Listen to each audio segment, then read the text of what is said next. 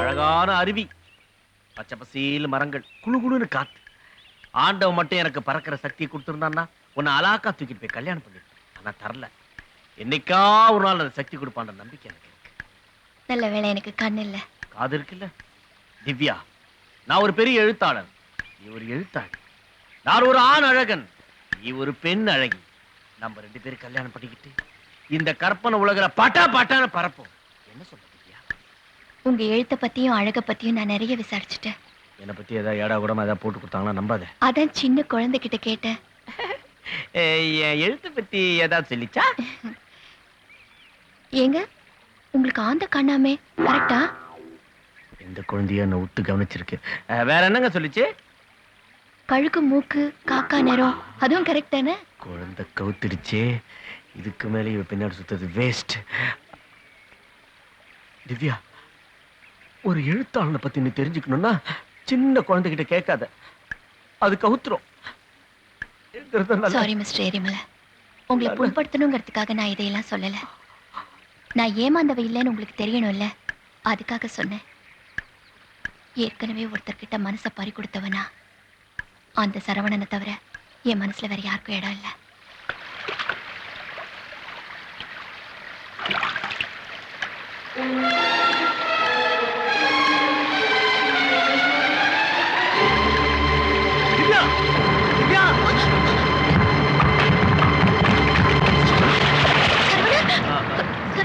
Vignesh, Vignesh. விக்னேஷா?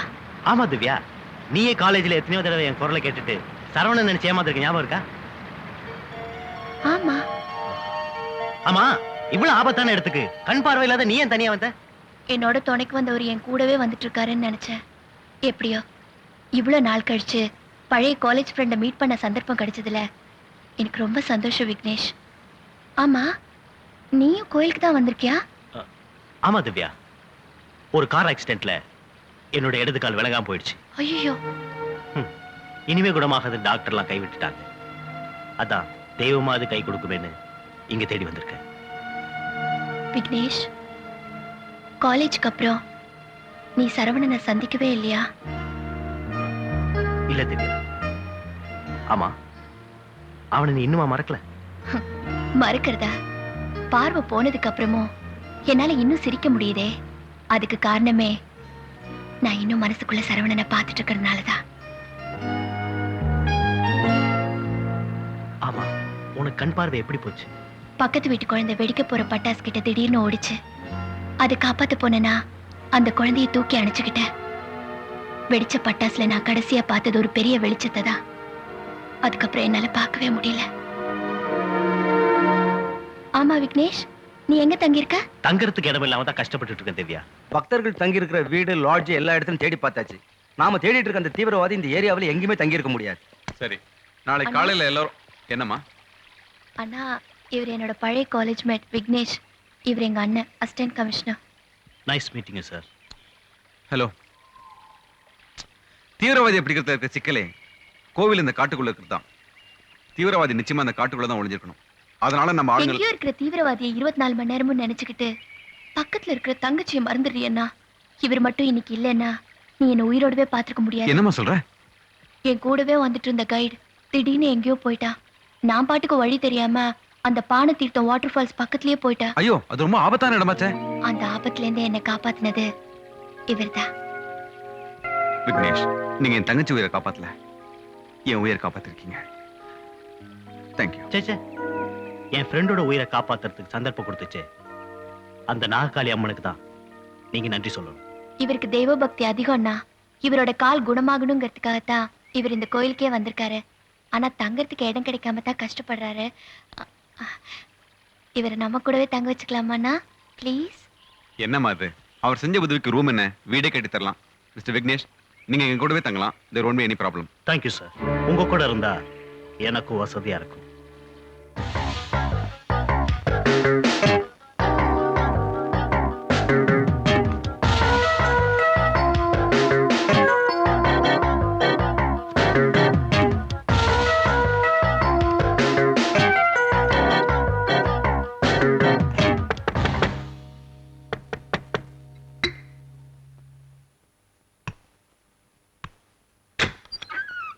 Hello Vignesh. Hello. பக்த சிரத்தையோட எத்தனை பேர் வர அந்த கோவிலுக்கு பாம்பேக்கு ஒருத்தன் வந்திருக்கான். அதனால ஒருத்தரை விடாம செக் பண்ணிட்டு தான் இந்த ஏரியாவில் தங்க நான் அனுமதிக்கிறேன். ஐ எம் சாரி டு சே, இந்த ரூம்ல இருக்கவங்க உடமையில செக் பண்ண வேண்டியது என்னோட கடமை. S, come in.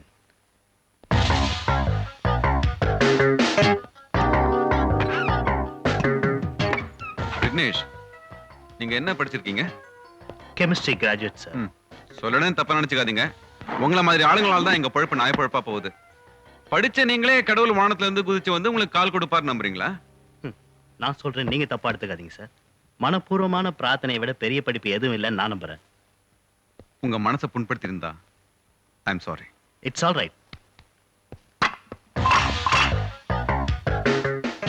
ஓ, கடவுள் இருந்தா வர்ற பௌர்ணமிக்கு அப்புறம் உங்களுக்கு இது தேவைப்படாது. நான் போட்டுக்கிறேன். God bless. தேங்க்யூ.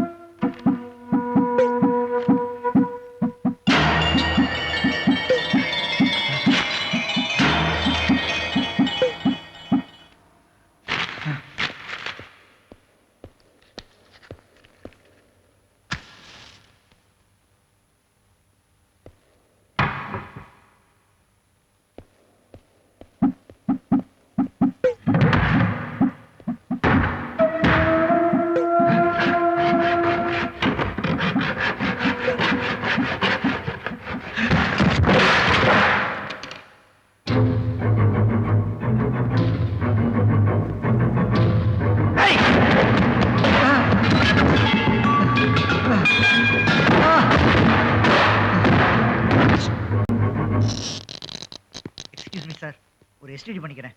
பண்ணி.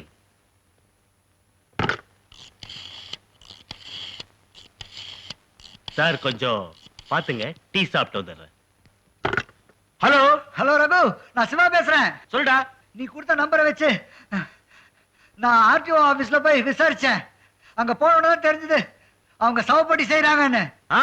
அங்க போய் பார்த்தப்பதான் உங்க அப்பா பத்தி முக்கியமான க்ளூ கிடைச்சதுடா. சத்தமா பேசுடா. அங்க ஒரு பழைய பேப்பர்ல சித்தர் இடிஞ்ச கோயில் இருந்துச்சுடா.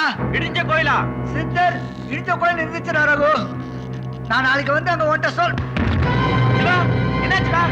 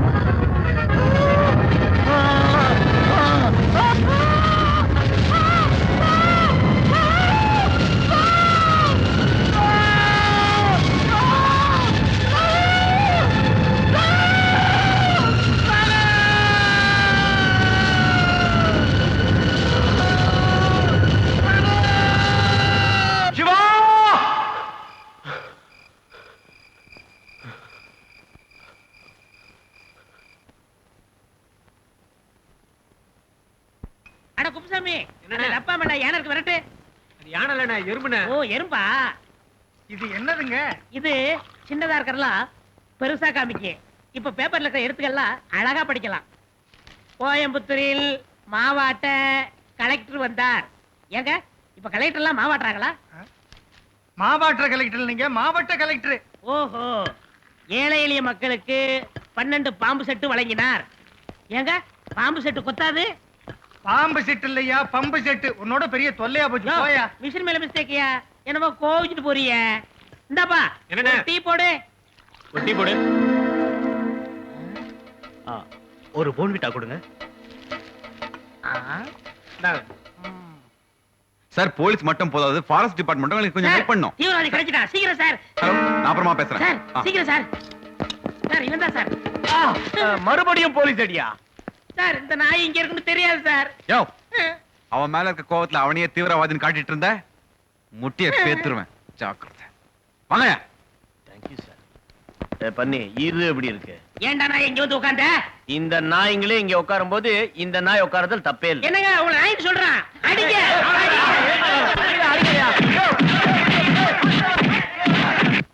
போங்க.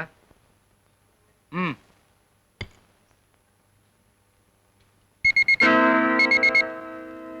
இவரை கேம்பு கூட்டிட்டு போங்க. ஏன் சார்? உங்ககிட்ட மெட்டலாலான பொருள் இருக்கு. அது எதுவா இருந்தாலும் நான் கோயிலுக்குள்ள அலோ பண்ண மாட்டேன். பாரு திவ்யா, என்னுடைய வாக்கிங் ஸ்டிக் ஒன்று தான் ஸ்டீனால செஞ்சது. இதெல்லாம் நான் எப்படி நடந்து போவேன்? ஆபீசர், நீங்க Yes, madam. இதுக்குள்ள செக் பண்ணிட்டீங்களா? Yes madam. அப்புறம் வெறும் வாக்கிங் ஸ்டிக்ல என்ன இருக்க முடியும்? அதுவும் இல்லாம இவர் தங்கி இருக்கிறதே உங்க கமிஷனரோட இடத்துல தான். பரவாயில்ல, நான் எங்க அண்ணன் கிட்ட பேசிக்கிறேன். விக்னேஷ், ஆ? வா போலாம். இன்னைக்கு எனக்கு ஒரு முக்கியமான நாள். உன் பிறந்த நாளா? இல்ல, சரவணனோட பிறந்த நாள்.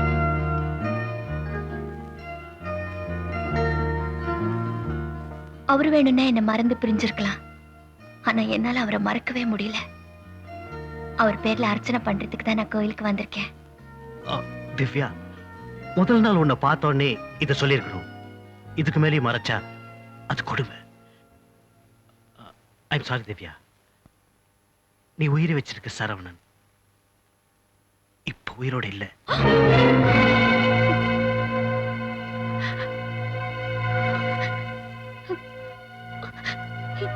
விக்னேஷ், ஆமா திவ்யா, அவன் உன்னை விட்டு பிரிஞ்சு போகல, இறந்து போயிட்டான். ஒரு கார் ஆக்சிடென்ட்ல எனக்கு அடிபட்டு சொன்னேன்ல, அதே கார்ல தான் சரவணன் இருந்தான். ஆனா அவன் பொழைக்கல. அவன் மரணப்படுக்கையில் இருக்கும்போது எந்த காரணத்தை கொண்டும் அவன் சாவ பத்தின விஷயத்த உன்கிட்ட சொல்லக்கூடாதுன்னு என்கிட்ட கேட்டுக்கிட்டான். நீ வேற யாரையார் கல்யாணம் பண்ணிக்கிட்டு சந்தோஷமா இருக்கணுங்கிறது தான் திவ்யா சரவணனுடைய ஆசை. சந்தோஷமா? சரவணன் மட்டும் செத்து போகல விக்னேஷ், சந்தோஷங்கிற வார்த்தையே செத்து போச்சு. திவ்யா, பழசையெல்லாம் மறந்துட்டு இனிமே புதுசா ஒரு வாழ்க்கைய வச்சுக்கத்தான் புத்திசாலித்தனம். இல்ல விக்னேஷ், நீ மட்டும் மனப்பூர்வமா யாரையாவது காதலிச்சிருந்தீனாதான் மறக்கிறதுங்கிறது எவ்வளவு முடியாத விஷயம்னு உனக்கு தெரியும். என் மனசுல நினைப்பு நோண்டி இருக்கிற வரைக்கும் சரவணன் வாழ்ந்துகிட்டு தான் இருப்பாரு.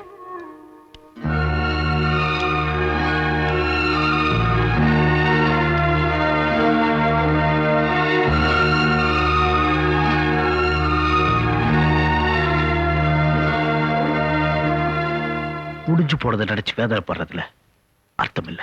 முடிஞ்சு போனதுக்கு அப்புறம் வாழறதுலயும் அர்த்தம் இல்ல. சரவணன் எங்கேயோ உயிரோட இருக்காரு. என்னைக்காவது ஒரு நாள் கண்டிப்பா அவரை சந்திப்போங்கிற ஒரே நம்பிக்கையில தான் கண்ணு போனதுக்கு அப்புறமும் நான் உயிரோட இருக்கேன். இப்ப அவரே இல்லைன்றப்போ நான் எதுக்காக உயிரோட இருக்கணும்? பிரிவை விட சாவு ஒண்ணும் கொடுமை இல்லை. நான் சொல்றத கேளு. எனக்கு வழிகாட்ட இனிமே நீ என் கூட வர வேண்டாம். சரவணனை நினைச்சு நான் நடந்து போயிட்டே இருக்க போறேன். திடீர்னு வர்ற எந்த பள்ளத்தாக்குலயோ அருவிலையோ அவர் நினைப்போடவே விழுந்து செத்துட்டு போறேன். காதலுக்கு கண் இல்லம்பாங்க, ஆனா கண் இல்லாததாலதான் என் காதலுக்கு அர்த்தம் ஜாஸ்தி ஆயிடுச்சு.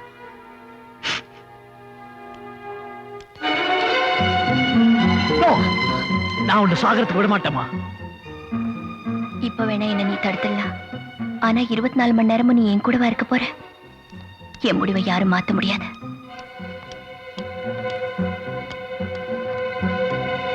திவ்யா, நான் தான் சரவணன்.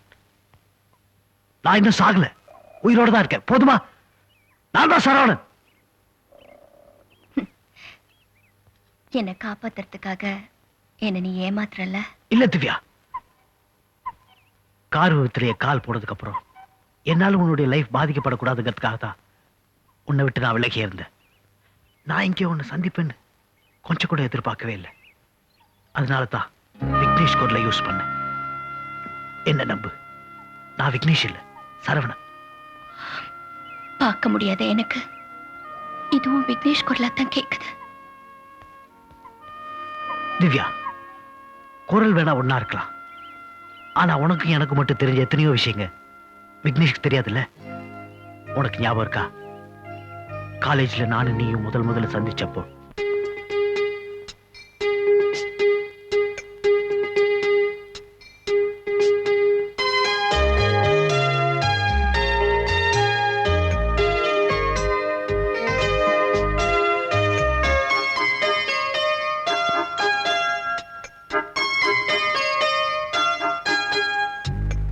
கண்ணாலே காதல் கவிதை சொன்னாளே எனக்காக. கண்ணாளன் ஆசை மனதை தந்தானே அதற்காக.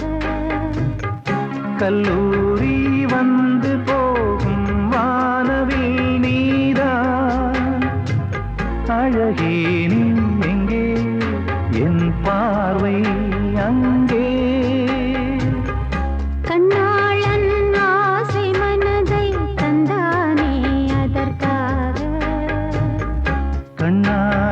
காதல் கவிதை சொன்னாளே எனக்காக.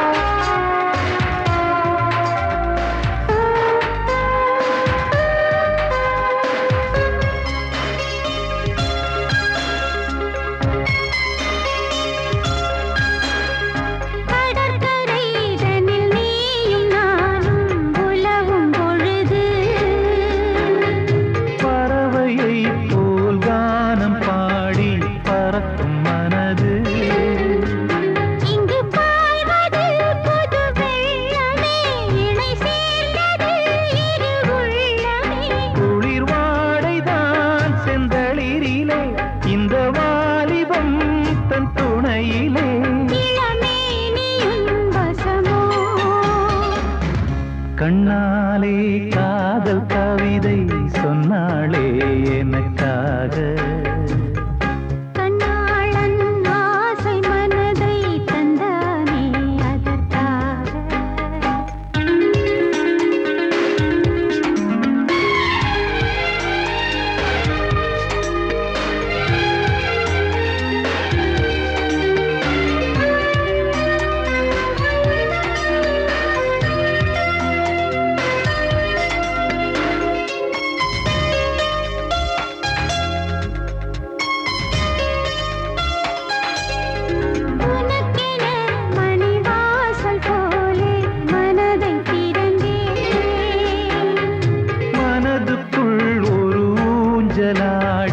உலகை மறந்தேன்.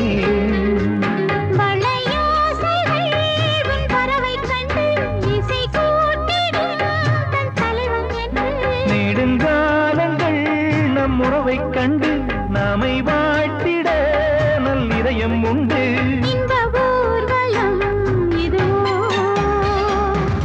கண்ணாலே காதல் கவிதை சொன்னாளே எனக்காக.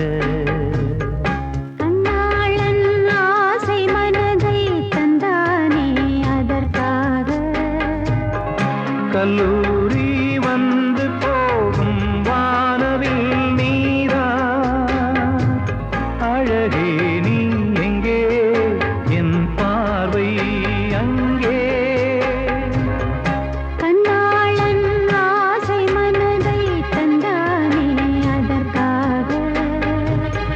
கண்ணாலே காதல் கவிதை சொன்னாளே எனக்காக.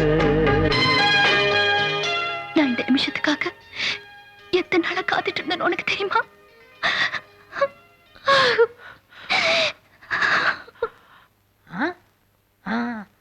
மாட்டிக்கின்னா எனக்கு 1 லட்சம்.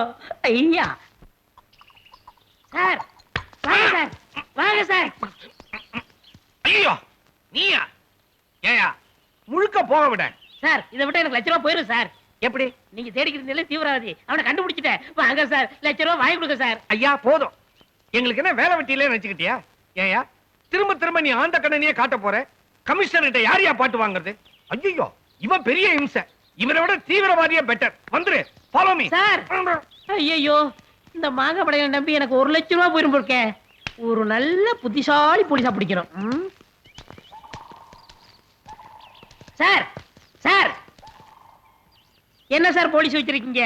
நான் எவ்வளவு கஷ்டப்பட்டு அந்த தீவிரவாதியை கண்டுபிடிச்சிருக்கேன். பிடிக்க சொன்னா அசால்ட்டா போறாங்களே. சரி, நீ அவனை காட்டு, நாங்க பாத்துக்கணும். வாங்க சார். அதோ அப்படியே சார். சார், அந்த ₹1,00,000 கொடுத்தீங்களா? எந்த ₹1,00,000? என்ன சார் இது? அந்த தீவிரவாதியை பிடிச்சு கொடுத்தா கமிஷனர் ₹1,00,000 எனக்கு தரம்னாரு. அதை மறந்துட்டீங்களா?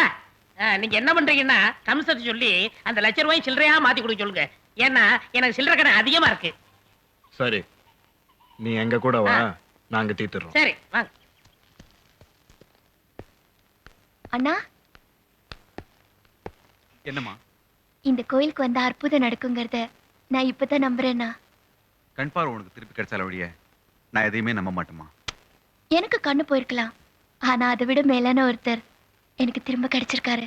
இது அற்புதம் இல்லையா? என்னம்மா சொல்ற? சாரிண்ணா, உனக்கே தெரியாம மனசுக்குள்ள மூடி வச்சிருந்த ஒரு விஷயத்த இப்ப சொல்றேன். நான் காலேஜ்ல படிக்கிறப்போ சரவணன் ஒருத்தர் உயிருக்கு உயிரா நேசிச்சேன். சரவணனா? யாருமா அது? அந்த சரவணன் வேற யாரும் இல்லைன்னா நம்ம கூட இருக்காரே அந்த விக்னேஷ் தான். விக்னேஷ்?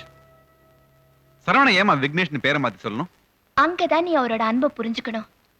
அவர் ஒரு கால் ஊனமானவர்னு எனக்கு தெரிஞ்சா நான் ரொம்ப வேதனைப்படுவேங்கிறதுக்காகத்தான் அவர் அதை மறைச்சிருக்காரு. அண்ணா, இத்தனை நாளும் கடவுளை பத்தி எழுதணுங்கிறதுக்காகத்தான் நான் கோயிலுக்கு போயிருந்தேன். இன்னைக்கு முதல் தடவையா கடவுளை கும்பிடுறதுக்கு சரவணனும் நானும் கோயிலுக்கு போறோம். நான் வரேன்னா? பத்திரமா போயிட்டு வாமா. போலீஸ்னா நீதான் சார் போலீஸ். ஆளு அடையாளம் கட்டினவன கப்புடு பிடிச்சிட்டீங்களே. என்னமா நடிச்சான்னு தெரியுமா? நொண்டி மாதிரி நடிச்சார் சார். அது போகட்டும், எனக்கு செலவு அதிகமா இருக்கு. அந்த ₹1,00,000 கொடுங்க. மனசாட்சியை தவிர வேற எந்த சாட்சியும் விட்டு வைக்க கூடாதுங்கிறத நம்ம இயக்கத்தோட கொள்கையே. இவன் உன்னையே அடையாளம் காட்டின ஆபத்தான சாட்சி. விகாஸ் வேண்டாம். எத்தனையோ பேரை கொன்ன நீ இப்போ ஏன் தடுக்கிற? அவனுக்கெல்லாம் அயோக்கியனுங்க. ஆனா இவன் அப்பாவி. அப்பாவிங்கிறிய? சரி, என் ஃப்ரெண்டு சொன்னதுனால நீ தப்பு.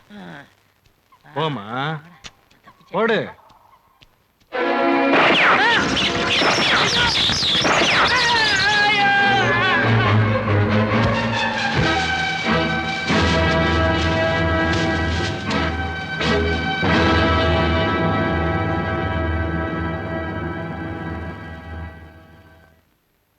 பச்சை குழந்தையா இருந்தாலும் கொள்கைக்கு தடையா வந்தா கொன்னுடணும். அதான் என்னோட முடிவு. இப்போ கடமைக்கு இடைஞ்சலா இருக்கிற உன் காதல் சாகணும். அதுக்கு உன் காதலியே நீயே சாகடிக்கணும். இல்ல உங்க அப்பாவை காணோம்னு சொன்னீங்க, பிளாக் வேனை பார்த்தேன்னு சொன்னீங்க.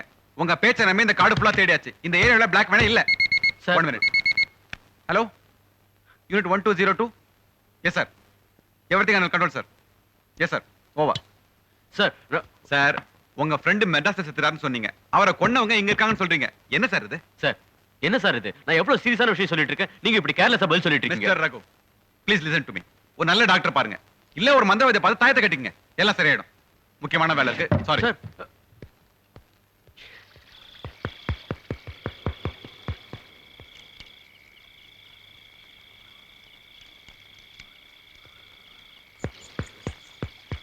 நீங்க யாரை தேடி இங்க வந்தீங்களோ அவங்க எங்க இருக்காங்கன்னு எனக்கு தெரியும். வாங்க. ரகு, உன் அறிவுக்கு மீறின சக்திகள் இன்னும் எவ்வளவோ இருக்கு. அத நீ நம்பாதனாலதான் உன் நண்பனை பறி கொடுத்த. அது மாதிரி உங்க அப்பாவை பறி கொடுத்துறாதப்பா. ஒத்துக்கிறேன். இனிமேலும் புரியாத சக்திகளோட போராடிக்கிட்டு எங்க அப்பாவை நான் இழக்க விரும்பல. எங்க அப்பாவுக்கு என்னாச்சு சொல்லுங்க. உங்க அப்பாவுக்கு என்ன ஆச்சுன்னு உனக்கு தெரியணும்னா முதல்ல நாகலிங்க சித்தருக்கு என்ன நடந்துச்சுன்னு உனக்கு தெரிஞ்சே ஆகணும். ஏன்னா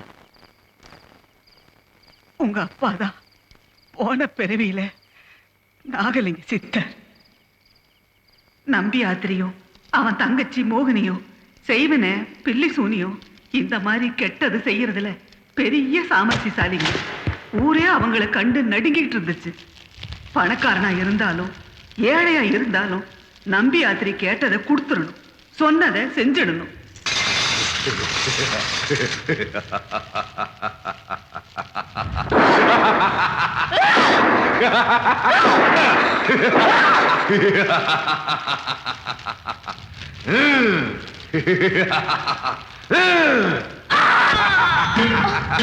கண்ணுக்கு தெரியாத அவனுடைய தீய சக்தியினால ஊரே கதி கலங்கிக்கிட்டு இருந்த நேரத்துலதான் தெய்வமே அழைச்ச மாதிரி நாகலிங்க சித்தர் இந்த ஊருக்கு வந்தாரு.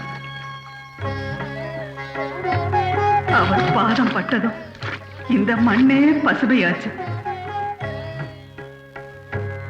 நம்பி அதிரிக்கிட்ட பயந்த ஜனங்க நாகலிங்க சித்தர் காலில சரணடைஞ்சாங்க. அவங்களுக்காக தான் சித்தர் நாககாளி அம்மா கோயில கட்டினாரு, அம்மனை பூஜை பண்ணினாரு.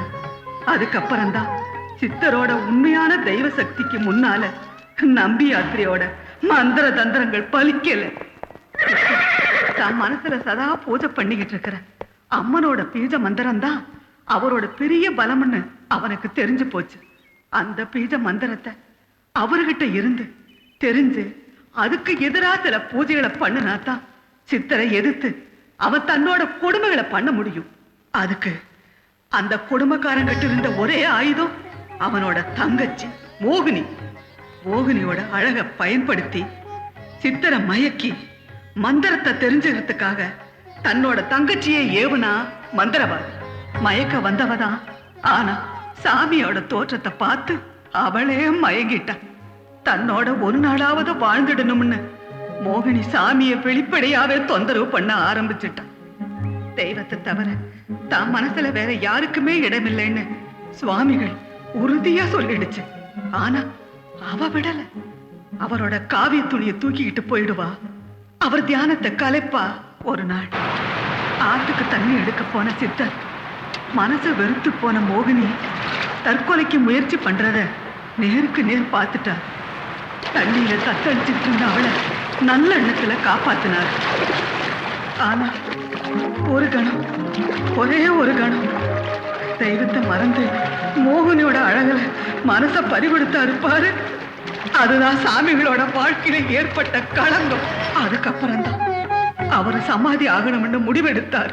ஊரே கூடி சித்தரை கும்பிட்டு சமாதிக்கு அழைச்சிட்டு வந்தப்பதான் சாமிகளோட காவி துண்டுல சுருக்கு மாட்டிக்கிட்டு மோகினி அவர் சமாதி அடைய இருந்த இடத்துக்கு மேலேயே தூக்குல தொங்குனா. மறுபடியும் பிறந்து அவரை அடையாம விடமாட்டோங்கிறது தான் அவ சாவுக்கே அர்த்தம். நம்பியாதிரி தங்கச்சியோட முடிவை கேட்டு ஓடி வந்தான்.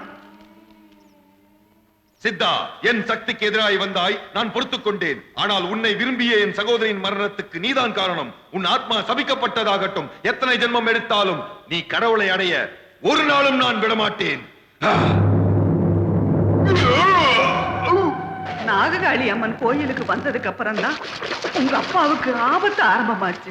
எப்படி சித்தர் உங்க அப்பாவா பிறந்தாரோ அதே மாதிரி நம்பி அதிரியும் மோகினியும் மறுபடியும் பிறந்தாங்க. கோயிலை பார்த்த உடனே உங்க அப்பாவுக்கு பூர்வ ஜென்ம ஞாபகம் மட்டுமில்ல, சித்தரோட சக்திக்கே காரணமான பீஜ மந்திரமும் ஞாபகத்துக்கு வந்துச்சு. அதை அடையணுங்கிறதுக்காக உங்க அப்பாவை அவங்க தான் கடத்திக்கிட்டு போய் வச்சிருக்கிறாங்க. மரக்கிளையில மஞ்சக்குடி ஆடினதுக்கு அர்த்தம் இப்ப புரியுதா? மோகினியும் நம்பியாத்திரியும் செத்து போன அன்னைக்கு ஆரம்பிச்ச யுத்தம் மறுபடியும் இப்ப தொடங்குறதுக்கு அடையாளம் தான் அது. அப்போ அந்த மந்திரவாதியோட பங்களாவுல உங்க உமா இருந்ததுக்கு காரணம்? உமா மாதிரி ஒரு தெய்வ பக்தி உள்ள பொண்ண நீ பார்த்திருக்கவே முடியாது. அந்த மோகினி பங்களாவுக்கு கோயில் தீர்த்தத்தை கொண்டு போய் தெளிச்சுக்கிட்டு வரணும்னு நான் தான் சொன்னேன். அப்ப எந்தவித பயமும் இல்லாம போனவா உமாதான்.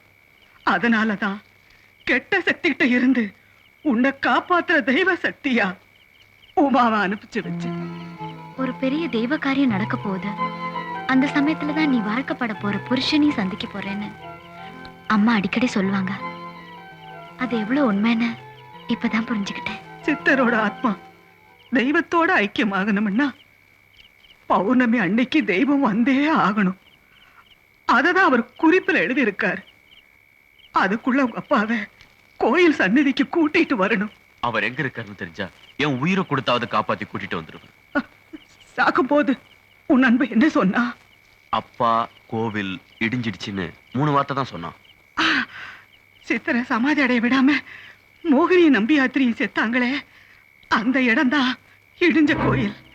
அங்கதான் உங்க அப்பாவை அவங்க மறைச்சு வச்சிருப்பாங்கன்னு நான் நினைக்கிறேன். இடிஞ்ச கோயில் எங்கன்னு உமாக்கு தான் தெரியும். வா உமா.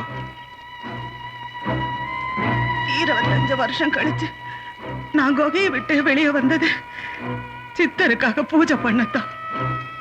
முடிஞ்ச அவரை பார்க்கிற பாக்கியம் எனக்கு கிடைக்கட்டும். ரகு, அவரை எப்படியாவது காப்பாத்துப்பா. வாங்கம்மா போலாம்.